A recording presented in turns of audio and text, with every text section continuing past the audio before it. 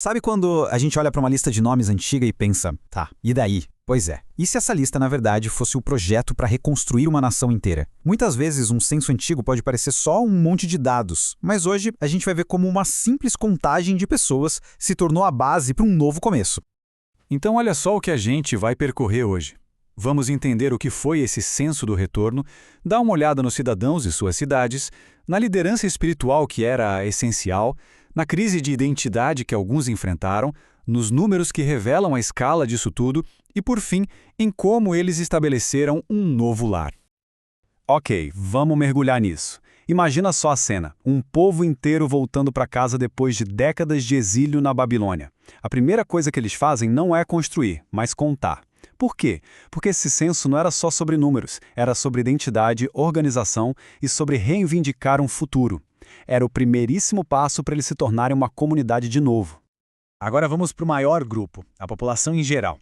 E o interessante aqui é que eles não foram contados como indivíduos aleatórios, mas por suas cidades de origem, a terra dos seus antepassados. Isso meio que ancorou essa história de retorno em lugares reais, sabe? Conectou as pessoas de volta à sua terra e à sua história. E aqui a gente começa a ver o padrão. A lista vai nomeando os grupos que voltaram cidade por cidade. Vamos ver alguns exemplos rápidos só para ter uma noção da escala. Primeiro, o pessoal de Ramá e Geba. 621. Cada número aqui não é só uma estatística, né? Representa famílias, com suas próprias histórias e com a esperança de voltar para casa. A lista continua, mostrando o tamanho desse movimento. O próximo grupo significativo, por exemplo, veio de um lugar com uma história bem conhecida. 345 pessoas. É fascinante pensar na logística e na coordenação que precisou para mover tantos grupos diferentes assim. Mas nem todos os grupos eram do mesmo tamanho. Alguns eram muito maiores, como este último exemplo que a gente vai destacar.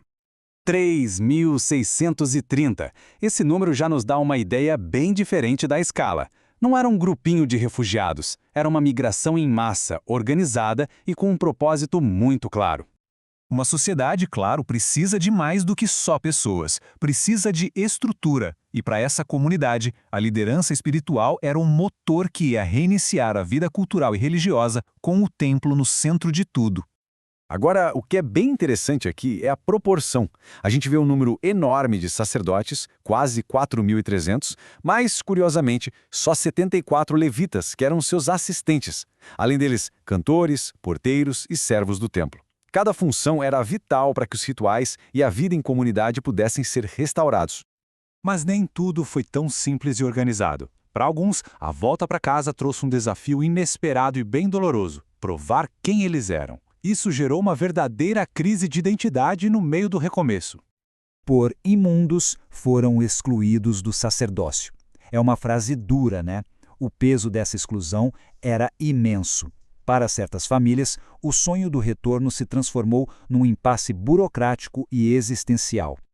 Então, o ponto crucial é este. 652 pessoas, incluindo algumas que reivindicavam o sacerdócio, não conseguiam encontrar seus registros. Numa sociedade onde a linhagem definia sua função, sua herança e seu lugar, isso era devastador. Eles foram colocados num limbo, incapazes de assumir seus papéis até que a identidade pudesse ser provada. Deixando os dramas individuais um pouco de lado, vamos ampliar a nossa visão para os totais. Os números gerais revelam a verdadeira magnitude dessa empreitada e são, francamente, impressionantes. 42.360. Essa era a congregação inteira. É o equivalente a uma cidade de pequeno porte se deslocando através do deserto para começar uma nova vida. E além deles, havia 7.337 servos e servas. Isso nos dá uma ideia da estrutura social complexa que já existia dentro desse grupo. E para tornar tudo mais concreto, pensa na logística. Eles trouxeram 6.720 jumentos. Isso não é um detalhe trivial. Era a espinha dorsal de toda a operação de transporte de suprimentos, bens e pessoas. E este slide ilustra o quadro completo de forma brilhante. Não eram apenas pessoas, era uma caravana inteira, com cantores, um número significativo de animais de carga, incluindo cavalos, mulas e camelos. Uma operação logística monumental, planejada nos mínimos detalhes. Então, eles chegaram.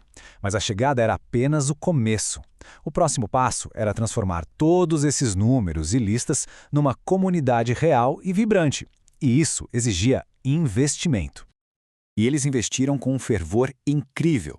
As ofertas voluntárias para reconstruir o centro da nação, o templo, foram enormes. 61.000 dracmas de ouro, 5.000 libras de prata e 100 vestes sacerdotais.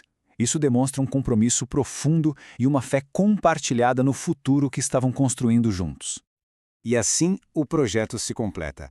A lista se torna vida, o censo se transforma em lares, e habitaram os sacerdotes e os levitas, e todo o Israel nas suas cidades.